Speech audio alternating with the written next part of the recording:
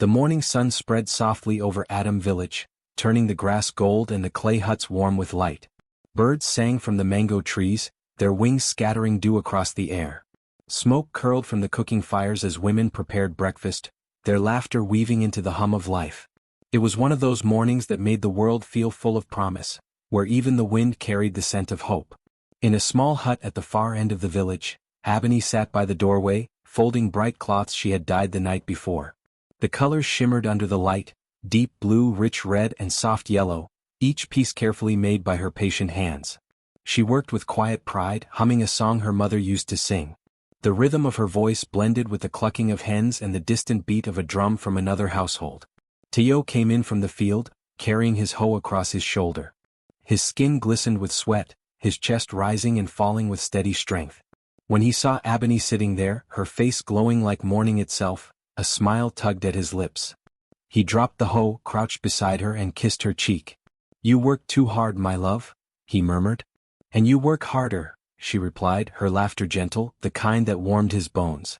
"If I stop, who will make your fine shirts?" He chuckled and reached for one of the cloths. "These hands of yours will one day clothe queens," he said proudly. Ebony smiled at him, shaking her head. "And yours will feed kings." It was their way, half dream, half joke, but in their tiny hut, those words meant everything. They had little but they had each other and that was enough. Their home was filled with music, the sound of shared meals and the hope of tomorrow. When the sun set, they would sit outside on a wooden bench, eating from the same bowl, teasing each other over who got the last piece of yam. It was love in its purest form, simple, unguarded and whole. But love, Ebony knew, was not always enough to fill a man's heart. She had noticed the way Teo's eyes lingered when wealthy merchants rode past the village, their horses sleek, their wives wearing jewels that caught the sun. She saw how his smile would fade, how silence would settle between them afterward. He never spoke of it, but she could feel the quiet hunger growing in him, like a seed waiting for rain. That morning, as he stepped outside again to tend to his crops, she watched him go. His shoulders were strong, but the weight he carried was heavier than the hoe in his hand. "Teo," she called softly. He turned.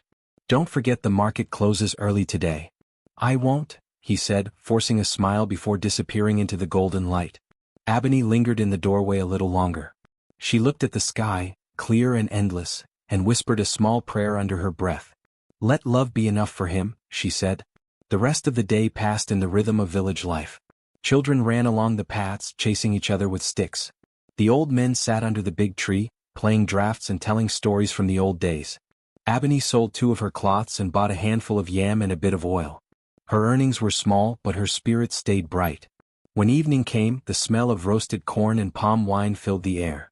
Ebony prepared their meal and waited for Teo. He arrived just before sunset, his face shadowed but calm.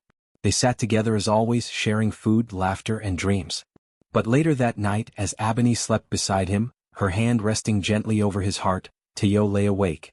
The moonlight crept across their hut, falling over his face. He stared at the ceiling, listening to the wind move through the trees. His wife's breath was slow and steady, peaceful. He turned his head to look at her, her face soft in sleep, her body curled beside his. Love filled the room like light. Yet deep inside him, a whisper stirred again, one that love could not quiet. He thought of the merchants with gold rings on their fingers. Of houses built with stone, not mud. Of wives who wore silk and rode in carriages. He wanted more. And though he didn't yet know it, that small hunger, so quiet beneath his ribs, would one day grow into the storm that would test everything they had built together. Outside, the crickets sang, and the night passed gently over the village. But the peace that wrapped around their hut was only the calm before the first crack in forever. The afternoon sun burned brighter than usual, turning the sky over Adam village into a mirror of gold. It was market day, laughter, chatter, and footsteps filled the dusty road. Women balanced baskets of fruit and cloth on their heads, calling out to buyers with melodic voices. Men pushed carts, children ran between stalls, and the air smelled of roasted maize and palm oil. Then the sound came, a low rumble of wooden wheels against the earth. Heads turned. The crowd hushed for a moment as a horse-drawn carriage appeared at the edge of the market road. It wasn't something the villagers saw often. It gleamed even beneath the dust, its wooden panels polished, its edges lined with brass. From it stepped Amara, the daughter of a wealthy merchant from the city. She was dressed in a flowing gown of fine fabric, brighter than any dye the villagers owned. Around her neck hung chains of gold, her wrists jingled with bangles that caught the sunlight. Her perfume lingered in the air, strange, sweet, foreign, the scent of money of another world. Whispers rippled through the crowd. "Is she a queen?" someone muttered. "No, the merchant's daughter, they say," another replied. "She smells like wealth itself," a woman said, half in awe, half in envy. Teo was near the market gate, helping offload yams from a farmer's cart when the carriage stopped beside him. One of the servants struggled to lift a wooden crate, heavy and unsteady, and before thinking, Teo stepped forward. He caught it easily, his muscles straining as he lowered it to the ground. Amara's eyes turned to him. They were sharp, curious, and amused. "You're strong," she said, her voice smooth and commanding. "What's your name?" "Teo," he answered, wiping sweat from his brow. She smiled faintly, looking him up and down. "Teo," she repeated, letting the name linger in her mouth. "A man like you should not waste strength lifting mud and yams." He gave a small laugh, unsure what to say. "It is honest work, madam." "Honest," she mused, tilting her head. "But not rewarding." She leaned closer, lowering her voice just enough that only he could hear. "A man like you belongs beside gold, not in mud." The words were soft, but they struck hard. Before Teo could respond, she turned and walked away, her gown brushing against his arm as she moved toward her servants. They hurried to follow, carrying her crates of goods and laughter behind her like an entourage of light. Teo stood frozen. Around him, life resumed, people bartered, laughed, called out, but he heard none of it. Her perfume still hung in the air, twisting through his thoughts. That evening, the sun melted into the horizon, painting the sky red. Ebony was waiting outside their hut, her hands stained with dye from her cloth-making. She smiled when she saw him walking home. "You're late again," she said playfully. "The market was busy," Teo replied, forcing a smile that didn't reach his eyes. She wiped her hands and offered him a small bowl of water to wash with. "You must be tired," she said, her tone soft and loving. "Sit, I'll bring your food." As she moved about their small kitchen space, humming under her breath, Teo sat quietly on the stool, his mind far from her voice. The smell of her food, palm oil, yam, pepper, was familiar, comforting, but it didn't stir him like before. He saw, instead, the gleam of Amara's bracelets, the glint of sunlight on her skin. When Ebony placed the bowl before him and sat beside him, he barely spoke. "Did you sell well today?" she asked, smiling. "Enough," he murmured, staring at his food. She reached for his hand gently. "We'll save enough soon to build a bigger stall. I've learned a new pattern the city traders like. I'll show you tomorrow." But Teo wasn't listening. He nodded absently, his eyes drifting to the small hole in the wall where moonlight poured through. That night, when they lay together, Ebony talked about colors and dreams. Red for passion, blue for peace, gold for blessing. Her voice was sweet, soft like a lullaby. But Teo's eyes were open. The gold she spoke of reminded him not of blessings, but of bracelets shining on another woman's wrists.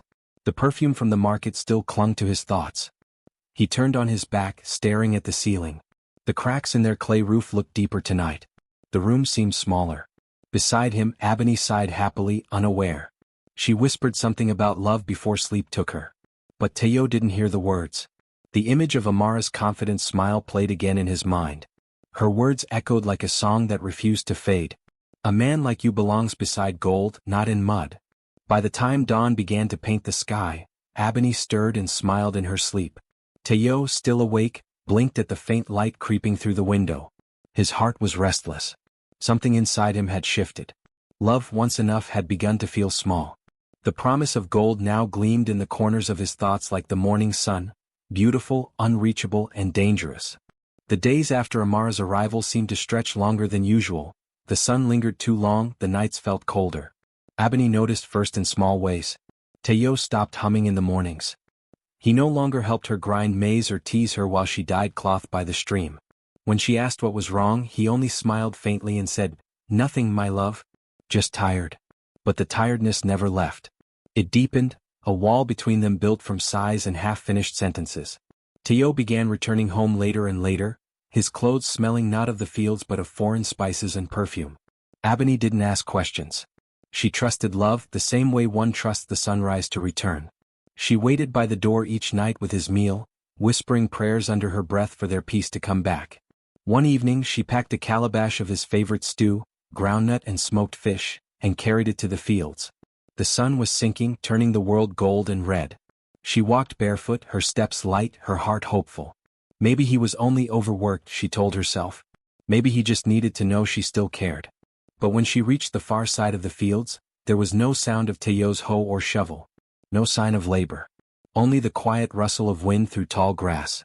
She found him sitting on a rock, staring toward the horizon where the faint outline of Amara's father's house stood beyond the village.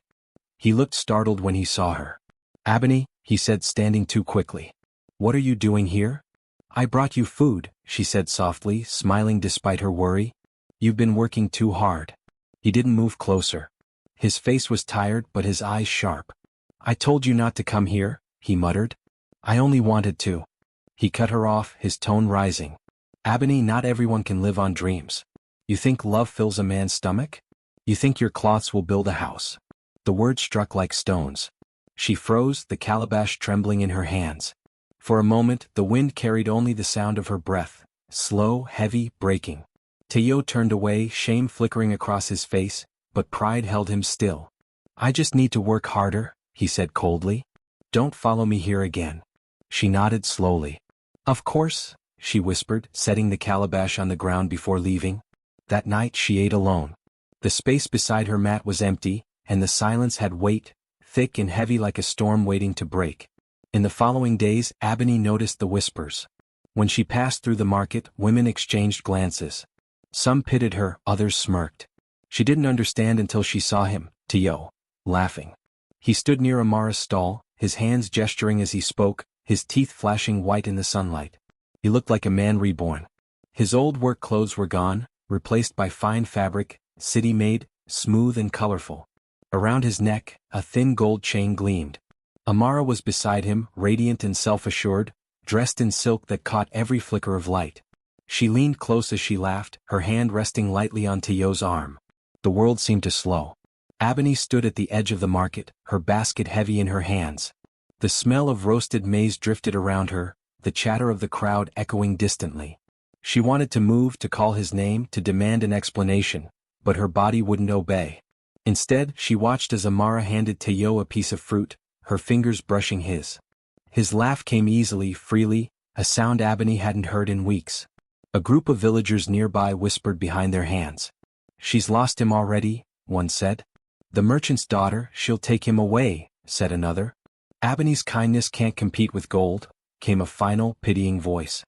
Abeni lowered her head and walked away slowly, her steps steady though her heart trembled. When she reached home, she sat by her loom, her fingers tracing the unfinished cloth. The threads blurred through her tears, but she blinked them away. No sobs escaped her lips. No cries of anger or accusation. Only silence, deep and hollow, filled the hut. That night, the dusk light crept through the cracks of their home, long shadows crawling across the floor like dark fingers. Teo didn't return until the moon was high.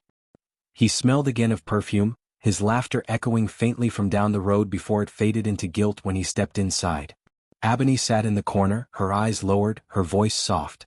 "Your food is cold," she said. He didn't answer. The silence stretched between them, longer than words, heavier than any argument. When he finally lay down beside her, the space between them felt like a river. The same bed, the same walls, yet everything had changed. As the night deepened, Abeni turned her face toward the wall. The tears that came were silent, careful, almost ashamed to fall. She wept not because of betrayal, not yet, but because love was fading and she didn't know how to stop it. In the quiet, the oil lamp flickered, its flame small and trembling, just like the hope she still held on to. At first, the mornings came heavy as if the sun itself mourned with her. Abeni would wake to the emptiness beside her, to the silence that stretched wider than her hut. For many days she simply sat by her loom, staring at the threads that once sang with color under her fingers. Now they seemed dull, lifeless, like her heart. She cried until there were no tears left to give. Some nights she would reach for the place where Teo used to sleep, only to find cold matting beneath her palm. The absence of his warmth burned more than any fire could. But as the days turned to weeks, something inside her shifted. The world outside had not stopped. The goats still bleated, children still played, the marketplace still called out its noisy songs. Life demanded her presence. So one morning when the sun rose fierce and unkind, Abeni stood up. She washed her face, tied her wrapper firmly, and sat before her loom again. The thread stared back, waiting. With trembling hands she began to weave. The first cloth was crooked, uneven, a patchwork of grief. But the second was smoother and the third brighter. Her tears still fell as she worked, but they became part of the pattern, threads of sorrow woven into beauty. Each day she went to the market, her head held higher than she felt inside. The same women who had once whispered about her now looked at her with curious eyes. "Poor Ebony," one said. "She's still trying," another murmured. "She should have left the village already," a third added. Ebony heard them all. But she kept her smile small and steady. She sold what she could, even if it meant sitting under the blazing sun until her skin burned. When she returned home she cooked little, ate less and prayed quietly. One day he'll see. One day they all will. As the moons passed, her hands grew surer, her patterns more daring. She began to pour herself into her craft. Every betrayal, every humiliation turned into color. Her cloths glowed with shades no one in the village had seen before. Deep reds like old wounds, golden yellows like reborn hope, blues as calm and strong as river water. One market day, a traveler from the city stopped at her stall. He was tall, well-dressed, with eyes that lingered on her fabrics longer than most. "These patterns," he said slowly, touching one. "They breathe." "How much?" When she told him, he laughed softly. "No, woman, you sell yourself too cheaply. I will buy them all." Ebony stared, unsure she'd heard right. "All?" He nodded. "And I will return next moon. My customers in the city will fight over these." For the first time in many seasons, Ebony's heart swelled not with sorrow but with pride. When he left, she sat under the acacia tree, clutching the heavy pouch of coins, her hands trembling. She whispered again, "One day he'll see," but this time her voice carried not pain, but quiet power. As weeks passed, her name began to spread. The trader returned again and again, each time with higher offers. Her hut filled with color and movement. Her loom never stood still. The villagers began to notice. When she walked to the stream, women greeted her first now. The same men who once laughed at her husband's betrayal now nodded respectfully when she passed. Even the children ran to her, begging to learn how she mixed her dyes. Ebony never boasted. She only smiled and thanked them, her heart steady but humble. The pain had not disappeared, it had simply transformed. It lived in her but no longer ruled her. On the 7th market day after her trade began, she caught a glimpse of Teo across the square. He stood beside Amara's stall, but he no longer wore gold. His clothes were dusty, his posture tired. Amara, radiant as ever, looked bored, speaking to another merchant while Teo stood by, ignored. Their eyes met only for a moment. Ebony did not look away first. She turned, lifted her basket and walked on, her chin high, her stride strong. The whispers followed her, but now they were different. "That's Ebony the cloth maker," someone said with awe. "They say her fabrics are sold in the city." "She did it alone," another added. The sun was still harsh on her skin, but it no longer felt cruel. It felt like fire, the kind that refines gold.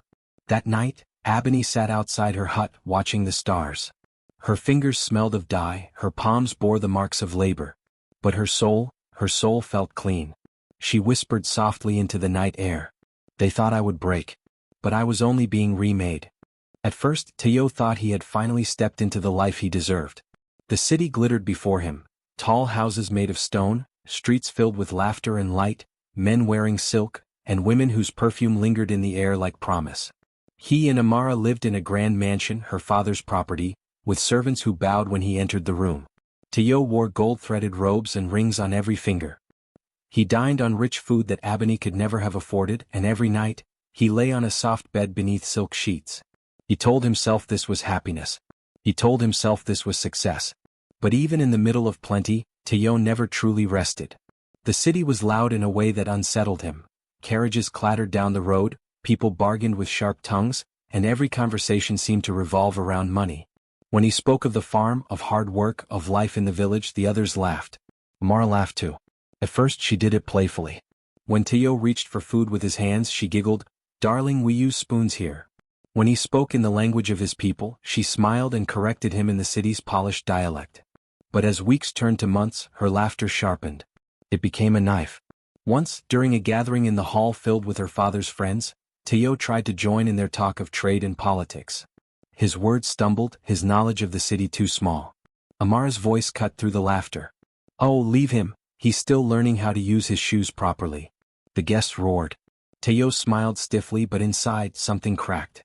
That night he found her sitting before her mirror, jewels glittering in her hair. "You didn't have to mock me," he said quietly. Amara looked up, eyes cold. "Don't embarrass me again, Teo. You're lucky I brought you here. Without me you'd still be farming mud." He stared at her reflection, a woman so beautiful yet so distant. The room around them shimmered with gold, but all he felt was cold. As days passed, their fights grew frequent.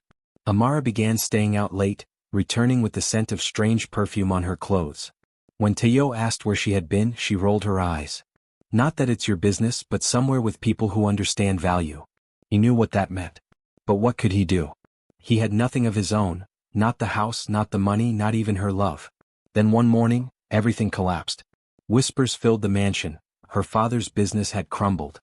A rival trader had ruined him, and the debt collectors were already circling. The servants fled. The gold was sold. The laughter stopped. Amara turned on Teo like a storm. "This is your fault. You brought bad luck," she screamed. "My fault?" he said, stunned. "I have done nothing but love you." "Love?" She spat the word like poison. "Love doesn't pay debts." 2 days later, when he returned from trying to find her father, he found the mansion gates locked. The guards, once respectful, now sneered. "Madame Amara says you're no longer welcome." Teo begged, but they shoved him away. He waited outside until sunset, calling her name until one of the maids slipped out and whispered, "She's gone, sir. With another man, a merchant from the coast." He stood there, watching the lights in the house fade one by one, until only darkness remained. The city air, once full of perfume and music, now smelled of smoke and dust. For the first time, Teo understood what it meant to be truly alone. The days that followed blurred together. His fine clothes lost their shine, his rings were sold for bread, and the people who once praised him crossed the street to avoid him. He slept under archways, the sound of rain echoing in his ears. One night, sitting in an alley, Teo watched a carriage roll past. Fine horses, curtains of silk, laughter spilling from inside. For a moment he thought he saw Amara's face among the glow. But even if it was her, she did not look his way. He lowered his head, whispering to himself, "I had everything, and I gave away the only thing that mattered." In his dreams he saw Ebony, her soft eyes, her hands stained with dye, her laughter when he came home from the fields. But when he reached out, she turned and walked away, leaving him in the dark. When morning came, he found himself in the marketplace, surrounded by merchants selling cloths. His eyes caught one, a vibrant fabric of gold, blue, and crimson. The patterns were familiar, the style unmistakable. He picked it up with trembling hands. "Who made this?" The seller smiled. "A woman named Ebony, from a village not far from here. They say her hands weave stories." Teo's heart thudded. The world around him seemed to fade. The woman he'd left behind, the one he'd humiliated, broken, and forgotten. Her name now carried value in the very city that had destroyed him. As he stood there, holding the cloth she had made, tears welled in his eyes. He whispered, voice trembling, "The gold I chased was never love, and the love I left was the only gold I ever had." The morning Teo returned, the sky hung low and gray, a blanket of silence over the village he had once called home. The familiar smell of red earth filled the air, damp from the night's rain. Children ran barefoot through the mud, chasing one another, their laughter faint and far away. But no one laughed near Teo. He walked slowly down the narrow path that led to the market square, a path he had once walked proudly, his head high and shoulders broad. Now his steps were uncertain. His clothes, once fine, hung loose on his frame. His beard was overgrown, his eyes sunken and hollow. Every villager who passed him paused, their eyes widening with shock and whispers following in his wake. "Is that Teo?" someone murmured. "The same one who left with that rich woman?" another asked. "He looks finished." He heard them. He heard every word. And each one pierced deeper than the last. He could still remember the day he'd left this place, chest puffed, his wife's tears ignored, his dreams too big for the soil that raised him. Now the air felt heavy with his own shame. The market buzzed ahead. The colors struck him first, bright reds, blues, and yellows fluttering in the breeze like flags of pride. The smell of roasted groundnuts and smoked fish filled the air, along with the rhythm of trade, laughter, bargaining, life. But as Teo stepped closer, the sight before him made him stop in his tracks. In the center of it all stood Ebony. She was radiant, her once faded dresses now replaced with beautifully woven fabric, her hair tied neatly, gold earrings glinting in the morning sun. Her hands moved gracefully as she sold her cloths to traders from neighboring towns. Her stall was full, stacked with rolls of her signature patterns, the same vibrant colors that had caught his eye in the city marketplace. People gathered around her, greeting her with warmth and respect. Mama Ebony, they called her. Your hands bless our homes. Teo stood at a distance, barely breathing. He could not speak. He could not move. The same woman he had abandoned in tears now stood proud and steady, the center of a world that once mocked her. He remembered how she had once stood before him, begging him not to go. How he had turned away without looking back. How he had traded her faith for another woman's gold. Now, seeing her like this, surrounded by admiration, her laughter strong again, he realized that the soil he had rejected had given her roots far deeper than his. He stepped forward slowly, every movement heavy with years of regret. The crowd parted slightly as they noticed him. Whispers began again. Is that her husband? He's come back. What does he want? Ebony looked up at the sound of the murmurs. Her eyes found his. For a long moment neither spoke. Her face softened, not with joy but with something gentler. The storm of the past seemed to flicker in her gaze, but so did calm. She looked at the man who had once been her everything and now stood before her as a ghost of that dream. He tried to speak. His lips trembled. Ebony, he whispered, his voice breaking. She blinked slowly, her expression unreadable. Then she nodded once. Teo. Her tone carried neither hate nor affection, only distance. He wanted to fall to his knees, to beg forgiveness, to explain how the world had punished him enough. But the weight of his failure held him still. He managed barely, You did well. Ebony's eyes glistened. I did what I had to, she said softly. Life doesn't wait for those who run away from it. A silence stretched between them, the kind that carried a lifetime of words left unsaid. Finally, she turned slightly toward the trader beside her, continuing her sale. Give him some water, she said. He looks tired. The young man beside her fetched a calabash and handed it to Teo. He took it with shaking hands, his throat tightening as the cool liquid touched his lips. He wanted to thank her, but she was already speaking with another customer, her laughter light, her spirit untouchable. Teo placed the calabash down gently, stepping back as the crowd flowed around him again. He realized that she had built something beyond his reach, a world that no longer needed his name. As he turned to leave, he heard a woman nearby whisper, Do you know? She sends cloths to the city now. Even nobles wear her work. He smiled bitterly. Of course. Even the city, the place that had destroyed him, now celebrated her. Teo walked away from the market, his feet sinking into the familiar red earth. The sound of Ebony's laughter trailed behind him like a song he once knew by heart but had long forgotten the words to. For the first time in years he bowed his head, not to a man or to wealth but to life itself. The golden couple of the village had become two stories, one of love lost to pride and one of strength born from pain. And in the quiet of that gray morning, Teo finally understood. The richest hearts were not the ones that chased gold, but the ones that learned to survive without it. The market noise faded like a dying song when Teo stepped closer. The laughter, the haggling, even the clinking of cowries seemed to vanish beneath the weight of that one word that left his trembling lips, Ebony. The sound of her name broke through the hum of life and heads turned. Those nearby fell silent, sensing something sacred unfolding. A breeze stirred the fabric on Ebony's stall, sending soft ripples through the colors she had woven, red for passion, blue for sorrow, and gold for endurance. Ebony turned slowly. Her eyes met his. The years had carved stories into both their faces, his with regret, hers with quiet strength. She was not the girl who had once cried for him by the firelight. She was a woman who had learned to let her pain become purpose. For a moment neither spoke. The world around them seemed to hold its breath. Then Teo's knees buckled. He fell to the ground before her, his voice shaking. Ebony, I have no right to stand before you. I came back only to say, forgive me. Please. The villagers who had been watching now murmured in awe. Some whispered prayers, others crossed their arms. It was not every day they saw pride kneel before the very person it once crushed. Teo's head hung low.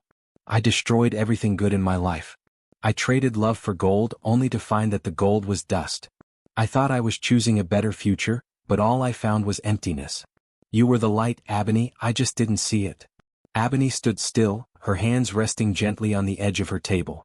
Her lips trembled and her eyes glistened, but her posture didn't waver.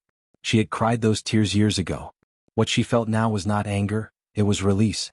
When she finally spoke, her voice was calm, almost like the hush before rainfall. "Teo," she said softly, "I forgave you long before you came back." He looked up, his face streaked with dust and tears. "You did." She nodded. "I had to. If I held on to the pain, it would have broken me. Forgiveness wasn't for you, it was for me. It was the only way I could stand tall again." Teo's breath hitched. He looked at her, truly looked, and saw the woman he had left behind transformed into something divine. She was no longer defined by his betrayal, she had built a life beyond his shadow. Her tears began to fall, soft and slow. But they were not for him. They were for the woman she used to be, the one who had waited, cried, prayed, and finally learned that love could survive even when shared with no one else. "You took my dreams and left me empty," she continued, her tone still even. "But the emptiness taught me how to fill my own heart. You showed me what I could survive." He lowered his head again. "Ebony, I would do anything to undo what I did." She sighed, her eyes gazing past him, toward the horizon where the sky met the earth in quiet promise. "There is nothing to undo. What's done is part of the story. You walked your road and I walked mine. And now," she looked back at him, her voice breaking slightly, "we've reached the place where they cross again. But only for a moment." Teo's voice cracked. "Do you hate me?" Ebony smiled sadly. "No. Hate is heavy. I laid that burden down long ago." A hush fell over the market. Even the wind seemed to slow. One of the older women nearby wiped her eyes and whispered, "At the heart of a woman, stronger than stone." Ebony stepped closer, her shadow falling over Teo. She reached out, not to embrace him but to offer her hand so he could stand. He hesitated, then took it. Her touch was warm but distant, filled with compassion but not attachment. When he stood, their eyes met again. The years between them melted away, the love, the loss, the lessons, all wrapped into that moment. "I came back thinking I'd lost everything," he murmured. "But now I see you were never mine to lose. You were always becoming something greater." Ebony's eyes softened. "And you were always meant to learn the cost of not seeing what you already had." The tears that fell from her cheeks glimmered in the noon light. They were not tears of longing, they were baptismal, washing away what remained of her pain. She stepped back, her expression gentle but firm. "Go in peace, Teo. Find yourself. Not in gold, not in others, but in truth." He bowed his head, whispering, "You were my truth." She shook her head. "No, Teo. I was your mirror." And with that she turned back to her stall. The moment passed like thunder rolling into calm, and life in the market slowly resumed, but something in the air had shifted. The villagers had witnessed not humiliation, but redemption, the quiet power of a woman who had healed herself, and the brokenness of a man who had finally seen the worth of what he lost. As Teo walked away, he didn't feel scorn, only the weight of grace. Behind him, Ebony's laughter, soft, renewed, rose once again into the midday light, the sound of a heart that had forgiven and finally, completely set itself free. As the sun began to sink behind the hills, painting the sky in deep orange and gold, Ebony stood outside her new home, a place built not of grandeur but of grace. The walls were smooth clay, the roof woven with care, and the air smelled of fresh earth and flowers from her garden. Children's laughter floated through the air as they chased one another near the compound. The woman who once wept alone now lived surrounded by light and life, the proof that wounds could become wings. She walked slowly to her doorway, the glow of the setting sun washing her in amber. Her steps were steady, her heart quiet. For the first time in many years, peace lived fully within her. She had not found it in revenge nor in success, but in forgiveness and purpose. In the evenings she often sat by her loom, her fingers moving with rhythm and memory. Each thread she wove carried a piece of her story, pain, endurance, and rebirth. Her fabrics were now sought by traders from distant towns. Some called her the Weaver Queen, though she laughed at the title. To Ebony, her throne was not made of gold or wood, it was built within her, out of resilience, grace, and the lessons she had earned. One evening, as she worked under the warm twilight, an old friend visited. The woman sat beside her, eyes soft with news. "They say Teo has changed," she began quietly. Ebony paused, her hands stilling over the loom. "Changed?" The friend nodded. "He helps the farmers now, repairing tools, teaching the young men how to work the soil better. He lives in a small hut near the edge of the fields. No riches, no servants, just peace. Some say he spends his nights telling stories, warning others not to chase gold when love is enough." Ebony smiled faintly. "Then he finally found his truth." "Yes, the woman said. He often tells the men, gold fades but a woman's strength shines forever.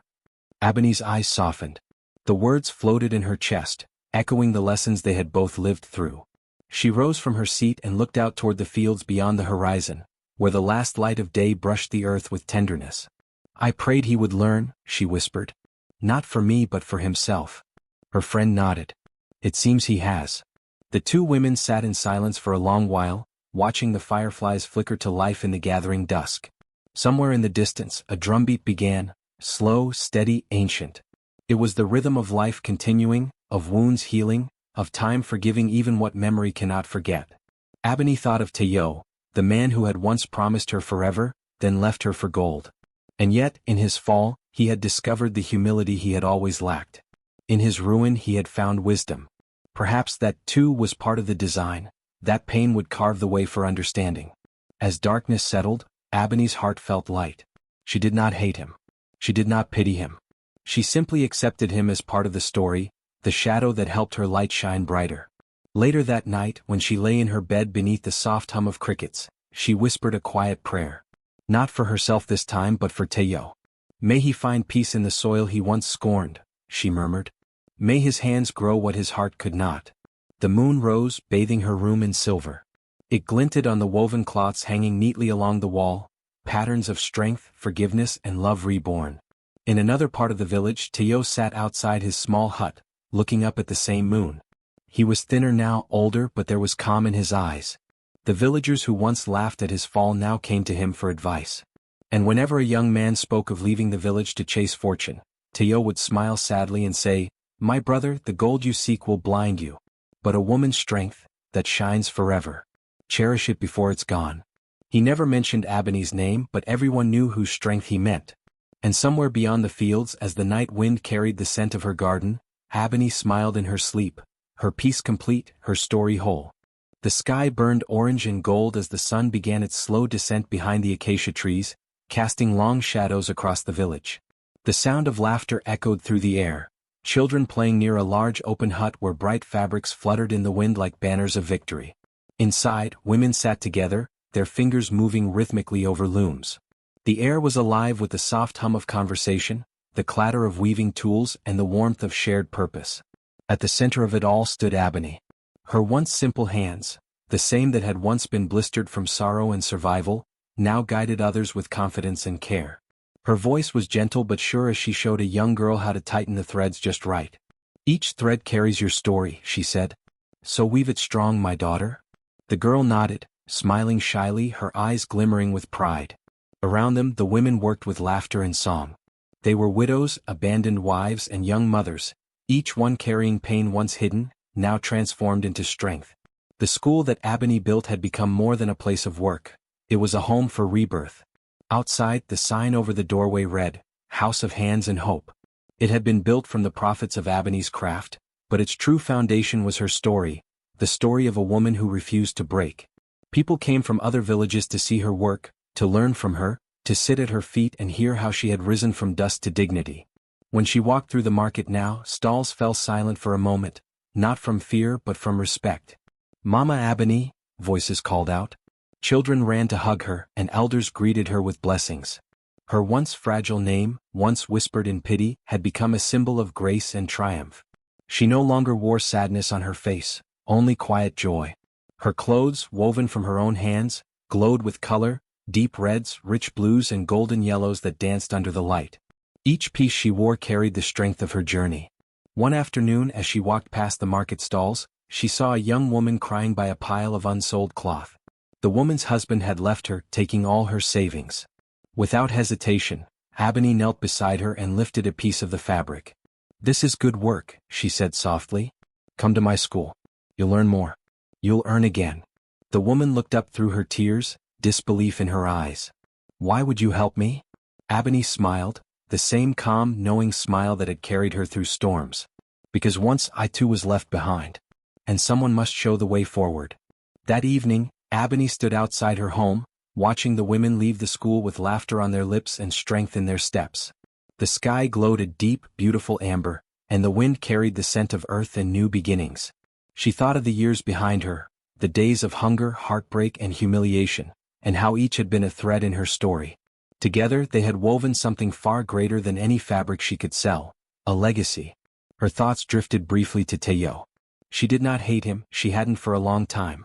His choices had carved her path, even if by pain. Somewhere she hoped he too had found peace. Perhaps he had, in his quiet work among the farmers. Perhaps he still spoke her name not with regret, but with reverence. A gentle voice interrupted her thoughts. One of the young women approached with a shy smile, holding up a piece of cloth she had woven, vibrant gold and red. "Mama Abony," she said, "I made this for you." Abony took it carefully, her eyes softening. The pattern shimmered in the dying sunlight, strong, beautiful, full of life. "It's perfect," she whispered. She wrapped the cloth around her shoulders, feeling its warmth. The girls around her clapped and sang, their voices rising like the evening wind. As the song faded, Abony turned toward the sky, a vast canvas painted with fire and peace. The air was quiet except for the rustle of fabrics swaying gently in the breeze. Her lips curved into a serene smile as she whispered to the wind, "Peace, not wealth, is the true crown." The words floated upward, carried by the same air that once carried her tears. Now it carried her triumph. And as the last light of the sun touched her golden cloth, Abony stood, not as the woman who was once betrayed, but as the queen of her own peace, radiant and eternal.